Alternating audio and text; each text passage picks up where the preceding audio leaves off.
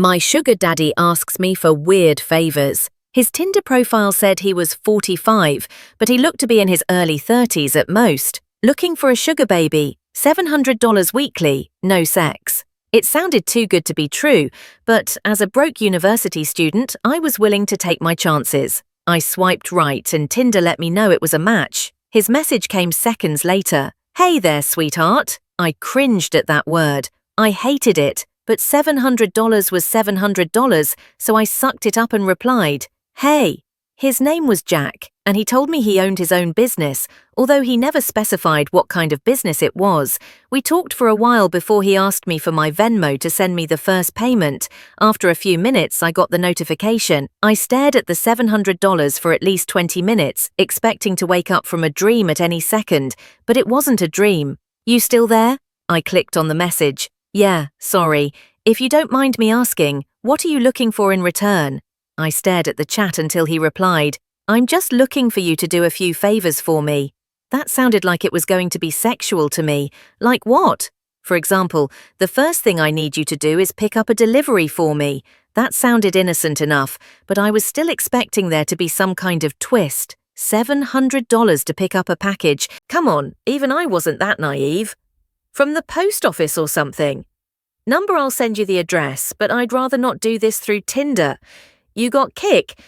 Or you can give me your number." Kik? What was this, 2011? I decided to give him my number instead, and he texted me the address immediately, followed by the address to his house, where I would have to drop off the package. "I'm not home right now, but there's a key on the bottom of the blue flower pot near the door. Go inside and put the package on the coffee table in the living room. Make sure that you lock the door when you go inside the house and then lock it again when you leave." I grabbed my car keys and wallet and got into my car, putting the address into Google Maps. Got it. OMW. My phone buzzed as I backed out of my driveway. "I'm serious. Lock the door both times. Please," I thought that was a little excessive, but I promised him that I would. The house looked abandoned. It had a broken chain-link fence around it, with a small door that was hanging on to dear life. It stuck out like a sore thumb, surrounded by houses that were a lot nicer than this one in comparison.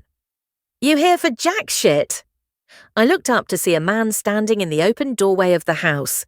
He took up almost the entire space, his head skimming the top of the doorframe. He was huge, in height and muscles, and his entire torso was covered in tattoos.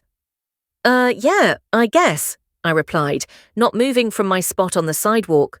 "Stay right there," he said. I did. I actually don't think I would have moved if he had asked me to. I looked around and realized that there was no one else on this street. I was a 21-year-old woman alone in the street. I gripped my car keys. A few minutes later, the man came back out carrying a cardboard box. It was about the size of a shoebox, but stained and damp on some of the corners. "Can you open your car?" he asked. I opened the trunk, not wanting that inside on my car seats, and he set it in. "All right, there you go," he said. "Thanks," I replied. I walked around to the driver's side of the car and opened the door. "Oh, and one more thing," he said. I looked at him. "Watch out," he said. I didn't reply. I blasted my music as I drove to Jack's house, hoping it would drown out my anxiety. It didn't. I parked my car in the stone driveway and stayed inside the car, admiring the house. It was a huge house, with stone pillars on the front porch and the greenest grass I had ever seen in my life. I turned the car off and got out. I grabbed the package and walked to the front door, getting the key from where he said it would be. I hadn't gotten any more messages from Jack, and I started to think up scenarios and reasons as to why he had such strict, peculiar sets of rules in his house. I had dozed off at some point because, at exactly 10:16 p.m., I was woken up by the doorbell ringing. I was about to get up to check, but then I remembered the rule. Don't open the door for anyone, no matter who they say they are, after 10 p.m. I stayed on the couch, trying not to move, paranoid that they would hear even the slightest sound. "It's the police! Open up!" I didn't move. "Hello? It's the police! Open up or we're coming in!" I still didn't move, but I could hear my heartbeat in my ears. There was silence for a while after that. Then the doorbell rang again. "Hey, it's Jack, let me in." It sounded like Jack, but still I didn't get up. He would have a key, wouldn't he? Why would he need me to let him in? This continued for almost a full hour. Different people would ring the doorbell, announce themselves, and then disappear when I didn't respond. I was finally able to fall asleep, and the gardener never came. When I woke up the next morning, I heard someone in the kitchen.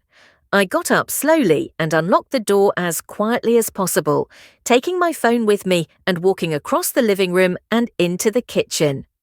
I stopped at the entrance and peered in. It was Jack. He was standing in front of the stove, stirring something as the coffee machine brewed coffee on the counter behind him. "Hey, good morning," he said when he saw me.